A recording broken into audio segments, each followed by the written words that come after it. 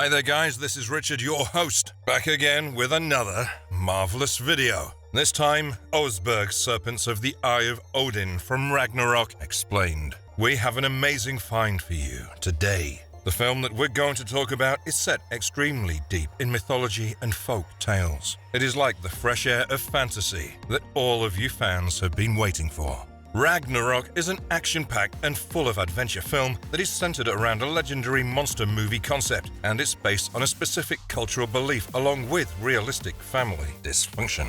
Now, who does not love a Viking story with all of their legends and explorations? Imagine if now you have a Viking film straight from Norway, which is basically the place of origin of most of the real Vikings. That's right, Ragnarok is a Norwegian film released back in 2013, which is directed by Mikkel Sandemose. The film covers a lot of different areas of our interest. You asked for it, and you're definitely going to find it in this film. It has history, family drama, myths, fantasy, horror, and even betrayal.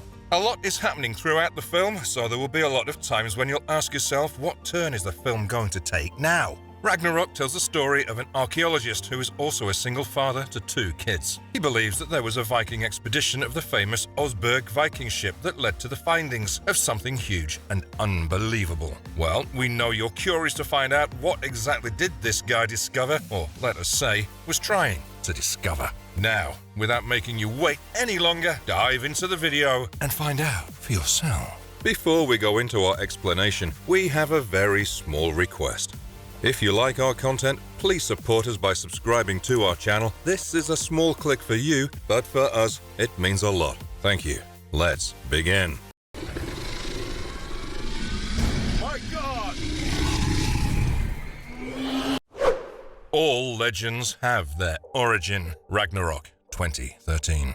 So, the film begins with a kind of a flashback scene where we see the Viking king along with his daughter Asa and his army out by some lake deep inside a forest. Asa seems pretty confident that they are all about to die. Just then, the king and his soldiers spot something terrifying. You'll be surprised to know that the language that is spoken in the very first scene of the film, Old Norse, is actually quite similar to modern Icelandic. Cut 2, we're taken to the present-day time where Sigurd Svensson, the archaeologist who is played by Pál Hagen, who works in a museum, and he is about to give a presentation to some investors. He is apparently researching on the Oseberg Viking ship, which was used by Vikings around 1,000 years ago. After 3 years' worth of research, he found a lot of artifacts in the ship which points towards the existence of a myth. Well, naturally at first he hides that information and goes on talking about the basic findings of his research. When the investors start to believe that he's wasting their time, he decides to tell them the truth. Now, you're about to be dazzled by what he tells us. So basically, they found evidence in the tomb of Queen Asa, which is indicating to Ragnarok. He also found a runic inscription in one of the parts of the Oseberg Viking ship that said "Litet vis meur," which translates to "man knows little." Find, and all they wanted to tell us was, man knows little. Yeah, that is all that it says.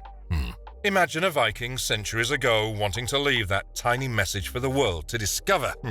Sure, something is off about it. So, famously, Ragnarok is believed to be a myth about a huge war which will be the end of the entire world as we know it. Ragnarok is the Old Norse language which basically means the doom of the gods. It is actually the name the pre-Christian Norse gave to the end of their mythical cycle. And during this, the cosmos is supposedly destroyed and later also recreated. Now, who in their right minds would believe a myth like that? Which is exactly how the investors reacted when Sigurd suggested that Ragnarok could be real. And so they pulled their funding for his research project.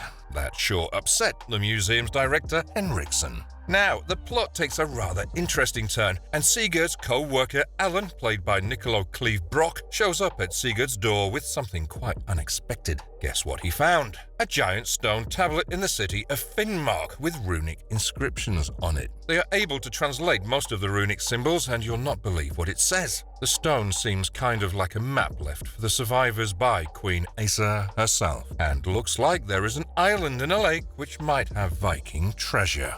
So, of course, both Alan and Sigurd decide to go there to explore further. Sigurd is a single parent when he also takes both of his kids with him, his daughter Ragnhild and his son Brage. They meet Alan's field partner in Finnmark named Elizabeth, and along with a hired guide named Leif, they begin their journey. Now, as they continue hiking, they reach a Soviet military camp which looks like a site of a Cold War. They reached the lake mentioned in that stone, which surrounds an island that is said to be the Eye of Odin.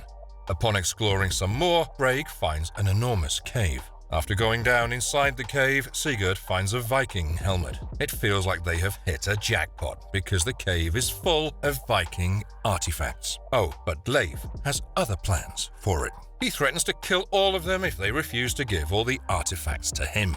We have our much-awaited betrayal at last. He abandons everyone else on the island and makes a run for the raft, but the mystery is just about to begin. Looks like Leif is attacked in the middle of the lake by something that probably lives in the water, and he's vanished. Now, back in the cave, they all make it outside, but because of a weird skull that Alan found, both him and Sigurd go back into the cave. Spooky things are now about to happen. Brage and the rest were asleep when suddenly a weird-shaped egg pops open from Brage's bag. Yeah, he carried something unknown back from the expedition in the cave. On the other end, Alan and Sigurd realize that the cave is no treasure hunt. In fact, it's a cave of thousands of deaths. Now, our creature is soon about to make its first appearance. It'll be extremely gross and more terrifying than you can possibly imagine. They start hearing monster noises in the cave and try to run as far away from it because it kind of looks extremely angry.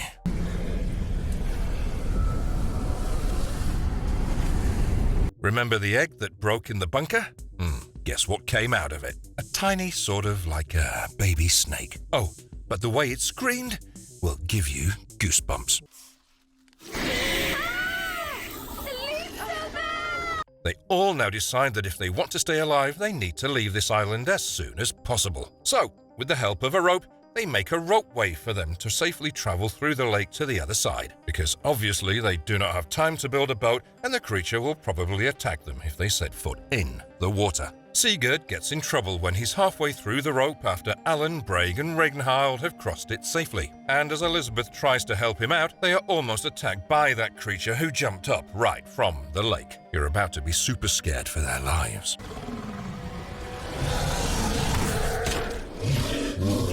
Because guess what? Their troubles don't just end upon crossing the lake. The creature still seems to be following them, so they can hide in a rustic old Russian bunker. And as they're trying to find a way out of there, the group find out why the creature is still following them.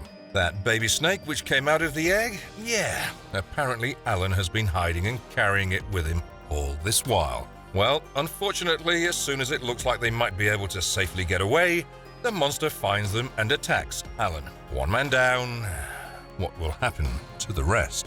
Brage and Ragnhild are now separated from Sigurd and Elizabeth, and the monster seems to be chasing the poor kids. Backed into a corner, when both of them are screaming their hearts out, Sigurd comes to the rescue. He saves everyone by giving the creature's child back to it. Well, thank God we got to see a happy ending for our survivors. They sure had to deal with a lot through the whole expedition, which was supposed to lead them towards treasure. So now that we got the experience, the story of this incredible film, let's watch some mind-blowing details about our creature.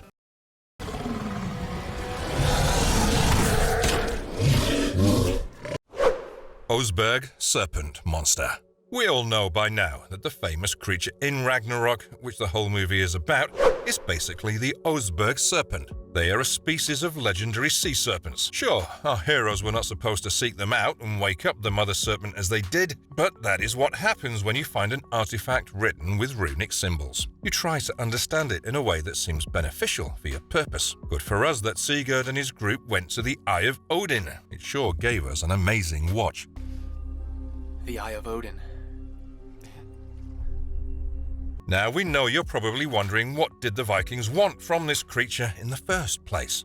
The Viking king knew that the creature found in a secret island called the Eye of Odin, which is in the middle of a lake in a present-day Finnmark, held a lot of secrets regarding Ragnarok. And obviously, unlike the investors, an event like Ragnarok would be intriguing for the Vikings. It belongs to the Norse mythology, after all. The king's daughter Asa knew better than her father just how dangerous the plan to capture the Oseberg Serpent was going to be. But obviously he was not going to listen to her, so the Viking king and his army tries to lure out the serpent out of the water with the help of a sheep. We all know what happened later. That very serpent they wanted to capture ended up becoming the death of all of them. It is safe to assume that the mother serpent that went after Sigurd and Allen in the cave might have been the same one that killed all of those Vikings. Now, what you will be surprised to find out is that the mother serpent can hear the cries of the baby serpent even when it was locked inside a metal box and was far away from the reach of the mother serpent. That's definitely why the serpent tried to pull the bunker into the water after the baby serpent had hatched and scared the kids. If you're thinking how long the Oseberg serpents are, well, take a guess. It is unbelievable that they are able to grow up to around 60 feet tall. Fighting a giant like that will never be easy. And clearly they can live through everything. Much of their description is similar with that of a worm, which are limbless dragons. It is due to the formation of their teeth, which would be more similar to lizards or theropod dinosaurs. They also have pebble-shaped scales. They're not exactly like snakes. In fact, there is a good difference between them and the snakes. Unlike snakes, they have intense hearing and the skill to roar. Since snakes do not have ears, they hear things around them by feeling movements and hissing. Oseberg serpents are also strong swimmers because they were originally sea serpents that lived in the ocean. If you happen to encounter one, you'll not have time to figure out when they reached you because their hiding skills are excellent. There is no chance you will hear them coming unless they are already super close to your location, which is why they are more intelligent than you would have thought them to be. Remember when Sigurd and Allen found countless skeleton remains deep inside the cave? That scene clearly showed us how deadly and dangerous this creature can be. They also found the skeletal corpse of a Russian soldier who clearly did not die 1,000 years ago. So, looks like that soldier had the misfortune of encountering the Oseberg serpent in the recent past, which is even more scary. Well, in spite of all the horrors it can cause, the serpent does end up showing its motherly care and love for its child when Sigurd returned the baby serpent. Because once they were safely together, the mother serpent left Sigurd and the group alone and went away. Some mercy, after all. It looks like it is true that as long as you don't disturb a creature and try to take away something that belongs to them, they will most likely not want to cause any harm to you. There you go. Now you know all about this creature and what it is capable of doing. Ragnarok ended up being a fantastic film with such a strong ending. Like we said, the film offers every single feeling that you want to watch on the big screens. Make sure to watch Ragnarok because you do not want to miss out on the fun of archaeology and the excitement of yet another brilliant creature feature. Well, with that guys, we've come to the end of another video that you were all waiting to watch. We hope you enjoyed it. Make sure to click the like button and hit subscribe on your way out. We know you want to keep watching more such videos, so until then, take care, stay safe, and have a great day.